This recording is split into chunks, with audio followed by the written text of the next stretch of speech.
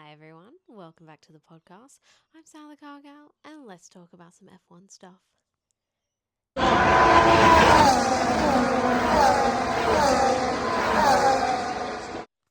So, Japanese Grand Prix. First of all, I would like to apologise for getting this out to you late. I will explain a whole thing later on in the podcast, but let's get straight into it because I'll talk about that later. So, the Japanese Grand Prix takes place at the Suzuka circuit, a track circuit of 53 laps, 18 turns, 1 DRS zone, and is 5.807 kilometers long. Now, I don't really have a favorite part of this race. I'm going to be honest, which then leads me to my not so fave part is how uneventful it was. Nothing happened. Like the top 10, the final positions were pretty much the exact same, except for Hadjar and Hamilton. They swapped. Not really anything going on, which is a bit sad because Suzuka usually brings the spiciness, the flavour to the F1 calendar. And I think some of the drivers were even relating it to it's like another Monaco because it's super hard to overtake. The track's quite skinny in comparison to how wide the modern F1 cars are, and yeah, so that's a little bit unfortunate because Suzuka is an absolute banger of a track, but didn't really deliver this year, which is really sad. But let's not dwell on that. Let's talk about some highlights. So qualifying. Isaac was having problems with his seat belt that goes across his lap, causing him pain down south. So that is obviously not that crash hot. You can't be having that going on whilst you're driving at ungodly speeds. And yeah, you just can't have that. So, but he put in a good shift when they finally got that going on. The tyres weren't really coming into the working window until very late in the sessions. So yeah, that threw in a little bit of flavour. Liam finally made it out of Q1 for the first time this season, which is honestly not surprising. He's driven at Suzuka before. He knows this track like the back of his hand. It makes sense. Max got a good tow from Alonso in Q2 and was then 6/10 faster than his previous pole time last season. And that just shows how much evolution these cars have between seasons, which is crazy. Piastri and Hadjar both dipped their tyres into the gravel. Grass fires all over the place again in Q2, like the ones that happened in practice. And Carlos impeding Hamilton, causing himself to cop a 3-place grid penalty. And then the last pole from Max was actually in Austria last season. So Max hadn't got a pole position since the earlier stages of last season. Crazy. So let's talk quali results.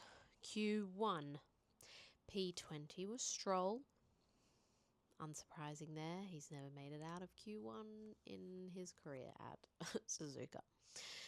P19, Doohan. P18, Ocon. P17, Bortoletto. P16, Hulkenberg. Then we have Q2. P11. No, I'm going to to start from the bottom.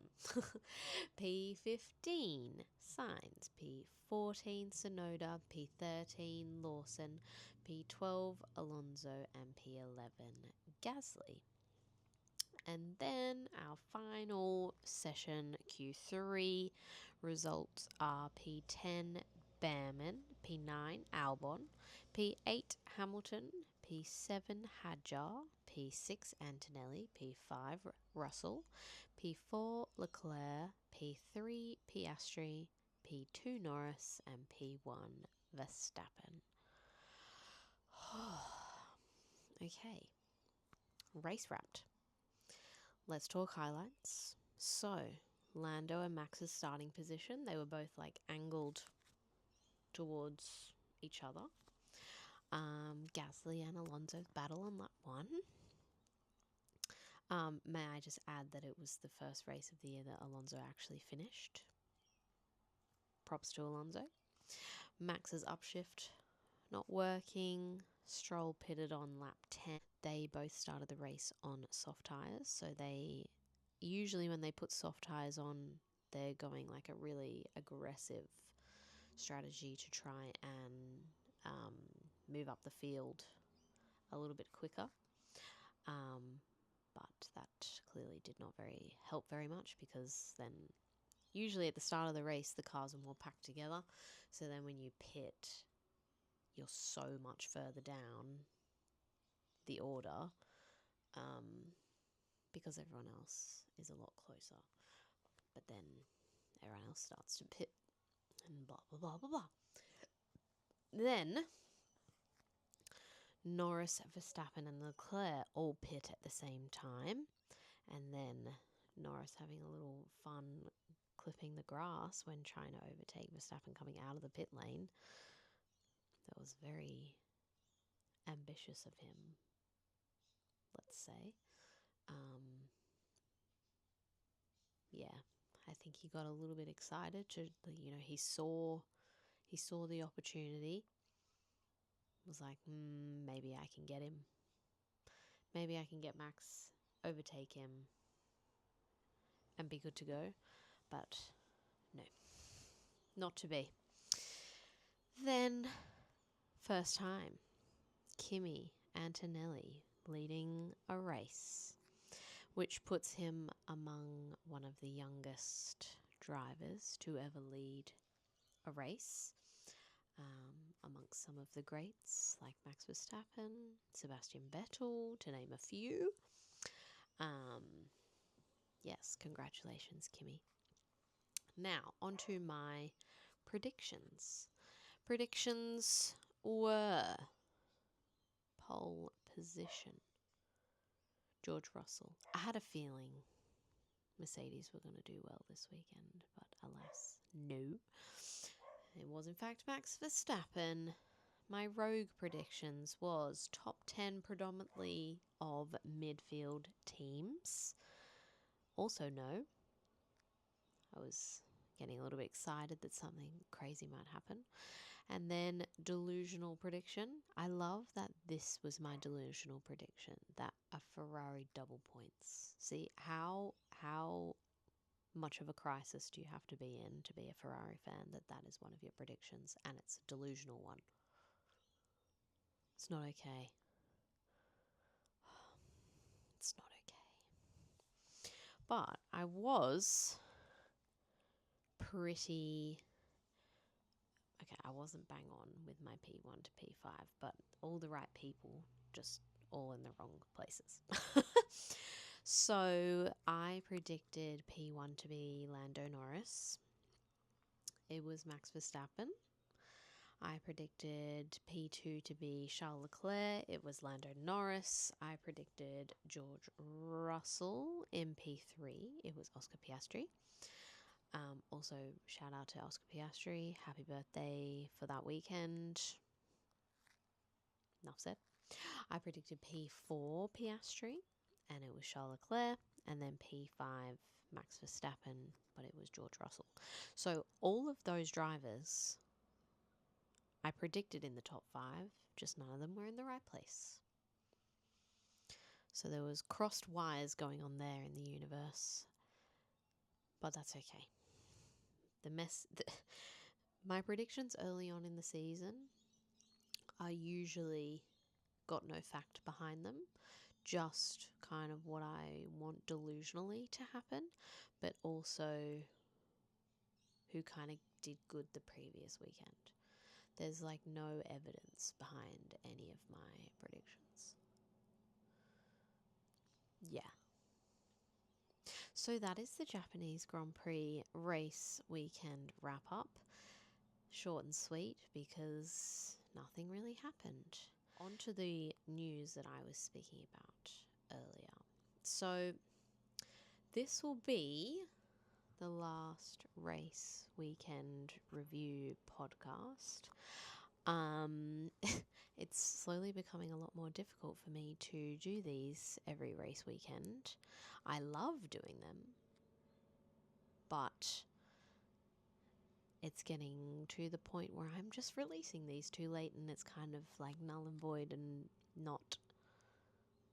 We've already moved on to the next race weekend, which it hurts my soul a little bit. So essentially what I'm saying is I'm going to continue doing all like social media stuff, and when I go to Singapore, there'll be definitely a podcast there, but I'm definitely wanting to but the podcasts that everyone seems to want to listen to is when I explain things or talk about my experiences at races. So I would much rather put a lot more time and effort into doing those and doing them well.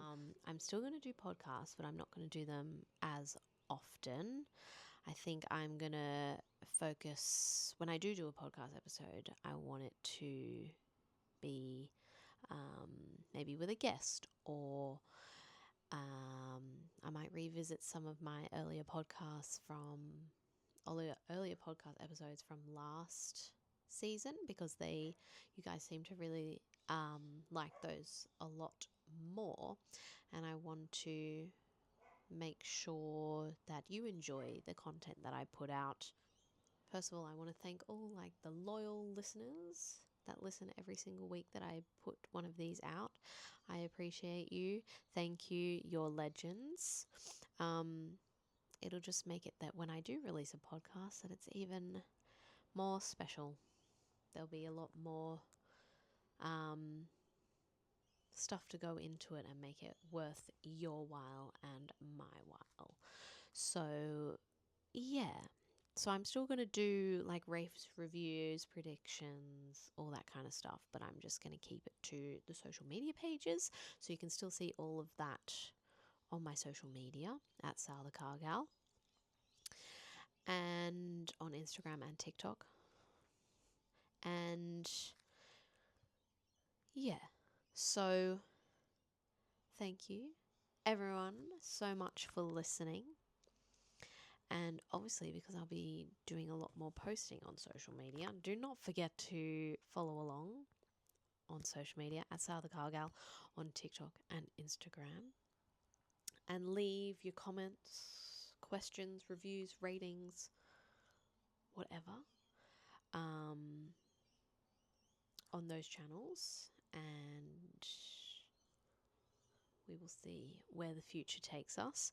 I kind of want to, so essentially I just want to change the direction of where this is going, because I want to I'm getting into a lot more like fashion and styling and stuff like that. So I want to be able to include that as well. So because that's the vibe that I'm trying to go for. All right. So anyways, have a beautiful day and an amazing week, and I will see you next time. Peace out.